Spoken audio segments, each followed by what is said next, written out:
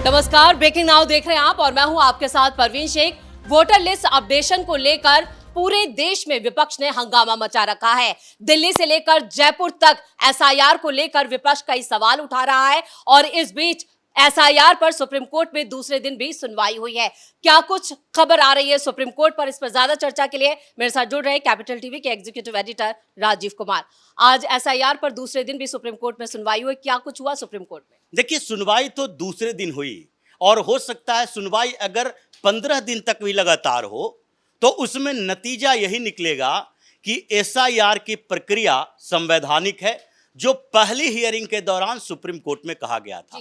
नतीजा यही निकलेगा कि एसआईआर की प्रक्रिया में छोटी मोटी समस्याएं जो चल रही है, मतलब जिसको ह्यूमन एरर कहते हैं, उसको लेकर इस प्रक्रिया को रोका नहीं जा सकता।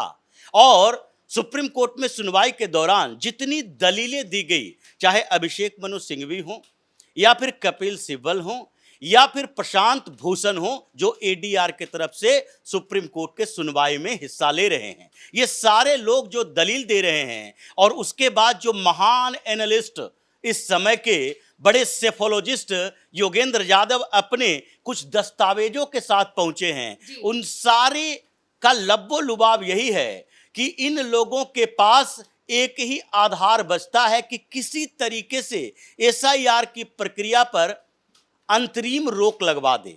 और सुप्रीम कोर्ट में जो सुनवाई हो रही है, जिस बेंच में जस्टिस बागची, जस्टिस सूर्यकांत, ये दोनों यही बात बार बार कह रहे हैं कि प्रक्रिया अगर सही है, संवैधानिक है, चुनाव आयोग एक संवैधानिक संस्थान है और आपके पास कोई भी इतने बड़े मामले नहीं हैं, मास लेवल पर आप ये साबित नहीं कर पा रहे कि चुनाव आयोग जल्दीबाजी में या फिर जानबूझकर लोगों का नाम काट रहा है, तो फिर इस पर रोक लगाने का कोई मतलब नहीं बनता। तो इन लोगों ने जो 2 दिनों में तर्क दिए, पहले दिन का तर्क का आधार था अभिषेक मनु सिंघवी, कपिल सिब्बल और बाद में आए प्रशांत भूषण, और उसके बाद ये योगेंद्र यादव ने अपने कुछ दस्तावेजों के साथ दस्तक दी सुप्रीम कोर्ट में।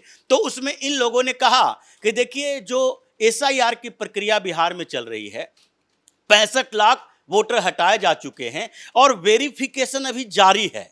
तो वेरिफिकेशन जारी है तो उसमें 5 करोड़, 2 करोड़, 1 करोड़ कितने भी लोग हटाए जा सकते हैं। इसलिए इस प्रक्रिया पर अभी फिलहाल रोक लगा दी जाए जब तक सुप्रीम कोर्ट में सुनवाई चल रही हो और जब तक कोई अंतिम आदेश नहीं आ जाता हो, अंतरिम रोक लगाया जाना चाहिए। इस पर जस्टिस सूर्यकांत ने सीधे तौर पर कहा कि यह प्रक्रिया तो अभी चल रही है, चलने दीजिए, क्योंकि आपके पास कोई बड़े आधार नहीं है। आप आधार कार्ड की बात कर रहे हो कि आधार कार्ड को आपने डॉक्यूमेंटल प्रूफ के तौर पर इसमें शामिल करने के लिए कहा था, राशन कार्ड को शामिल करने के लिए कहा था, निर्देश दिया था, और चुनाव आयोग ने इसे शामिल नहीं किया। इसलिए चुनाव आयोग की तरफ से जो राकेश द्विवेदी बड़े वकील हैं, सीनियर एडवोकेट हैं, उन्होंने चुनाव आयोग की तरफ से कहा कि देखिए, ये नियम है। जब आधार कार्ड बन रहा था तो उस समय आधार कार्ड के नियमावली में यह सीधे तौर पर लिखा हुआ था कि इसे सिटीजनशिप के प्रूफ के तौर पर कंसीडर नहीं किया जाएगा। तो जब सिटीजनशिप का प्रूफ ये है ही नहीं तो इसको हम कंसीडर क्यों करें? क्योंकि फर्जी आधार कार्ड कितने हैं इसके बारे में हमने आपको सबूत दे रखा है। तो फिर फर्जी डॉक्यूमेंट के आधार पर हम वोटर लिस्ट में नाम नहीं दे सकते। जस्टिस सूर्यकांत ने सीधे तौर पर कहा कि हाँ, ये बात तो सही है। और अभिषेक मनु सिंघवी, कपिल सिब्बल, ये लोग इसी बात पर जो जोर दे रहे थे कि आधार कार्ड को डॉक्यूमेंट माना जाना चाहिए, वो दलील इनकी फेल हो गई और जस्टिस सूर्यकांत और जस्टिस बागची दोनों ने सीधे तौर पर कहा आधार कार्ड मान्य नहीं होगा, राशन कार्ड मान्य नहीं होगा। दूसरे तरह से इन लोगों ने कहना शुरू कर दिया कि वेरिफिकेशन हो रहा है और अभी जो डॉक्यूमेंट्स दिए गए हैं उन डॉक्यूमेंट्स में अगर किसी का डॉक्यूमेंट्स वेरीफाई करने के बाद उसका नाम हटाया जाता है तो ये प्रक्रिया तो लंबी चलेगी। और उसके बाद अगर मॉडल कोड ऑफ कंडक्ट जारी हो जाता है, चुनाव आचार संहिता, तो उसके बाद ये सुप्रीम कोर्ट ही ये कहेगा बात कि अब तो चुनाव आचार संहिता लागू हो चुका है, तो ऐसे में चुनाव में इंटरफेयर करना हमारा काम नहीं है, हमारी ऑथोरिटी से बाहर का क्षेत्र है। इसलिए जब ये चुनाव आयोग की अथॉरिटी से बाहर है तो फिर क्या किया जाएगा।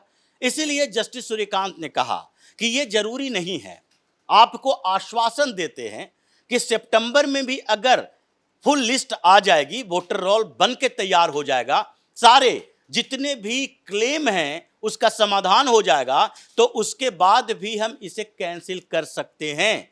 ये चुनाव आचार संहिता की बात आप मत कीजिए। और फिर प्रशांत भूषण जो एडीआर की तरफ से गए, उन्होंने लॉजिकल बात करने की कोशिश की। ये लॉजिकल बातें प्रूफ नहीं होती है। उन्होंने कहा कि इतना बड़ा आधार है और फिर इतने बड़े वोटर आधार में जो चुनाव आयोग जिन जगहों पर छटनी कर रही है, उसमें कई ऐसे हमारे पास मामले आए हैं जिसमें यह कहा जाता है कि 4-5 वोटर किसी बूथ पर ऐसे हैं जो कि मृत नहीं है, लेकिन उसको मृत की लिस्ट में शामिल कर दिया गया है। इसी के ऊपर चुनाव आयोग से कहा गया कि जिन लोगों के साथ ऐसी समस्या आई है, उन्होंने जो क्लेम किया है, क्या चुनाव आयोग की तरफ से उस क्लेम को रिजेक्ट कर दिया गया? क्या फिर से वेरिफिकेशन नहीं किया गया? और जब उसी वेरिफिकेशन पर इन लोगों ने सवाल उठाए तो सीधे जस्टिस सूर्यकांत ने कहा कपिल सिब्बल को कि क्या आप ये मानते हैं कि अगर कोई डॉक्यूमेंट्स दिया जाए गवर्नमेंट के किसी मशीनरी के पास, तो क्या उस मशीनरी को उस डॉक्यूमेंट्स के वेरिफिकेशन का अधिकार नहीं है? कैसे पता चलेगा ये नकली है या असली है?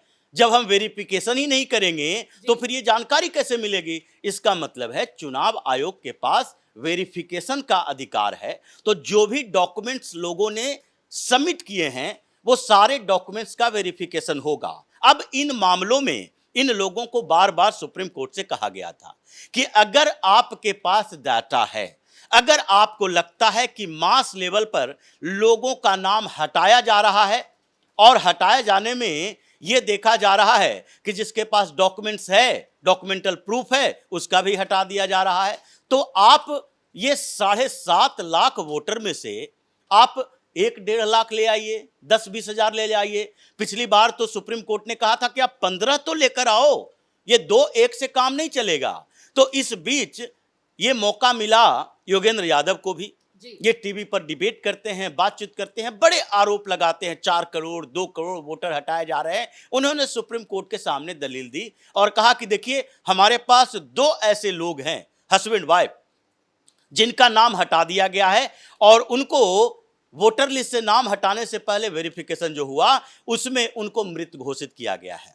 अब इस बात पर जस्टिस सूर्यकांत और जस्टिस बागची थे और दूसरी तरफ ये जो एडवोकेट द्विवेदी थे, राकेश द्विवेदी, चुनाव आयोग की तरफ से, उन्होंने योगेंद्र यादव को सीधे तौर पर कहा कि ये जो एंकरिंग वाला स्टाइल है ये टीवी पर शोभा देता है।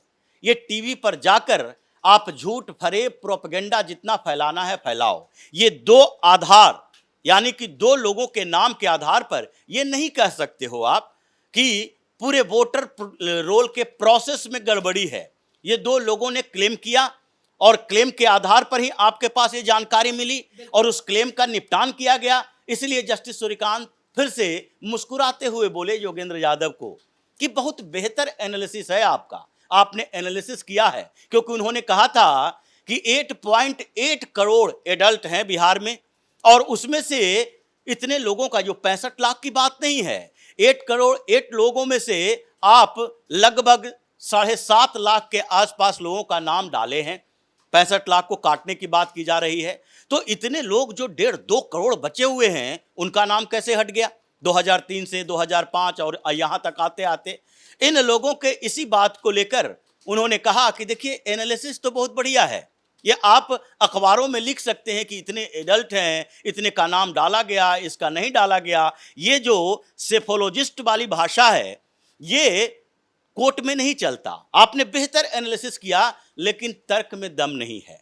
आप ये नहीं कह सकते कि 2 लोगों का नाम हटाया गया इसलिए 8.5 करोड़ लोगों का जो वेरिफिकेशन हो रहा है, 8.9 करोड़ लोग हैं, उन लोगों का जो वेरिफिकेशन हो रहा है उसमें से 2-4 त्रुटियां नहीं हो सकती। लेकिन इस बीच बिहार को लेकर भी डांट पड़ी है। जो वकील थे, चाहे अभिषेक मनु सिंघवी हो, उधर जजेस की तरफ से कहा गया है कि बिहार को बदनाम ना करें आप।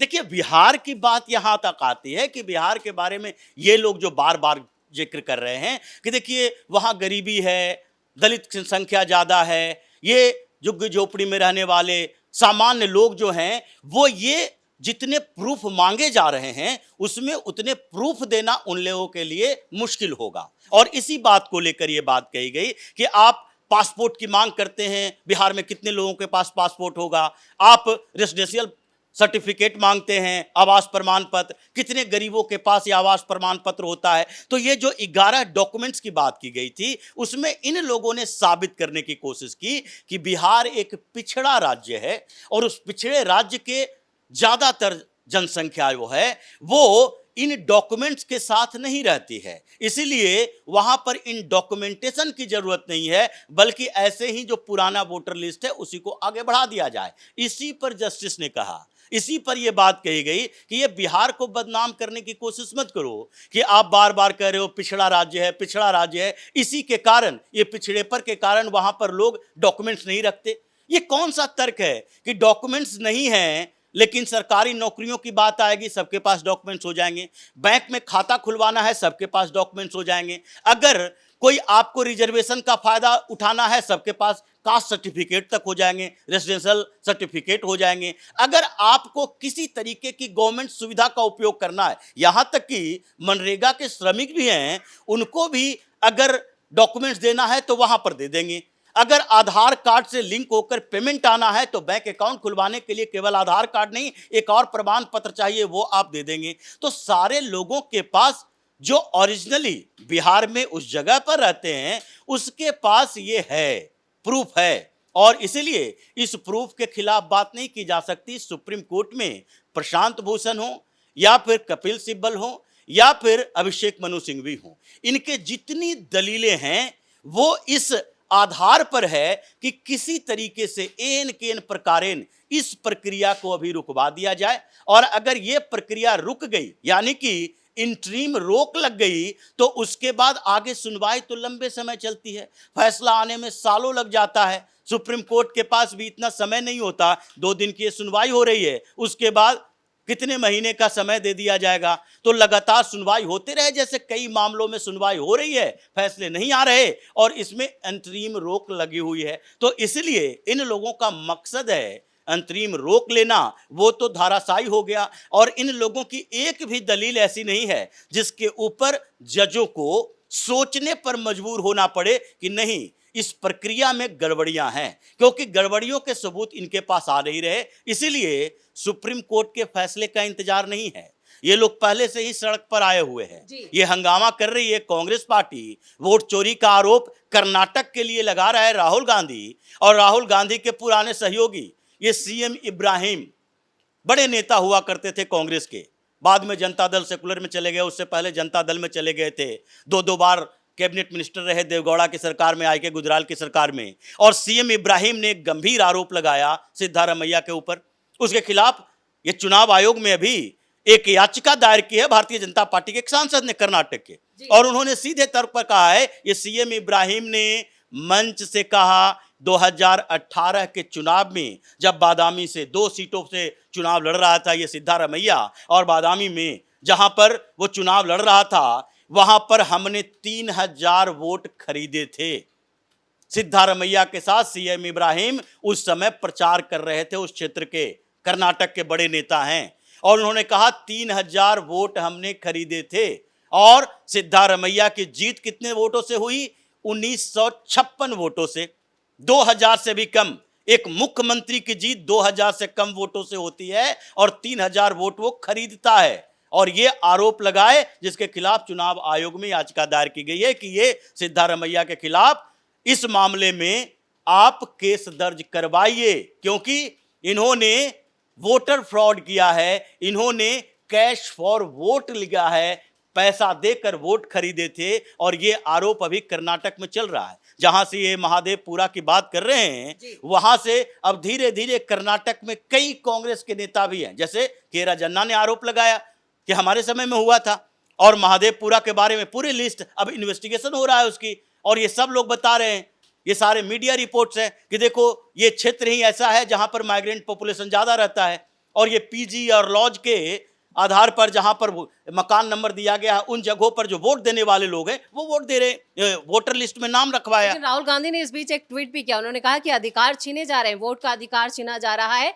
जो आपका संवैधानिक अधिकार है। देखिए, राहुल गांधी के पास अधिकार है वो बोलने का, उनके पास कर्तव्य नहीं है। ये हमारा फंडामेंटल राइट है और हमारे फंडामेंटल राइट का दुरुपयोग ऐसे नेता करते हैं, क्योंकि संविधान की बात करने वाले राहुल गांधी को यह समझ नहीं आता कि जिस संविधान की प्रतियां लेकर घूमते हैं, जिसमें हम अपने मौलिक अधिकारों की बात करते हैं कि हमको फ्रीडम ऑफ एक्सप्रेशन है, उसमें क्लॉज ये भी देख लें कि आपका फ्रीडम ऑफ एक्सप्रेशन कब खत्म होता है।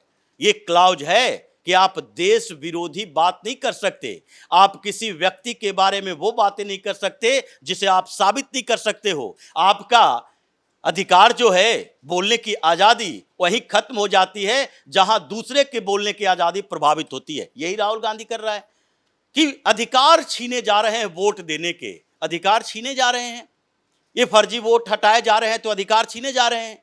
इससे क्या फायदा होगा राहुल गांधी को समझ में नहीं आता। पूरी दुनिया में डेमोक्रेसी है और डेवलप्ड कंट्री में क्यों ऐसा होता है कि वोटिंग परसेंटेज 90%, 89% होता है और हमारे यहाँ क्यों होता है 50% भी वोटिंग नहीं होता।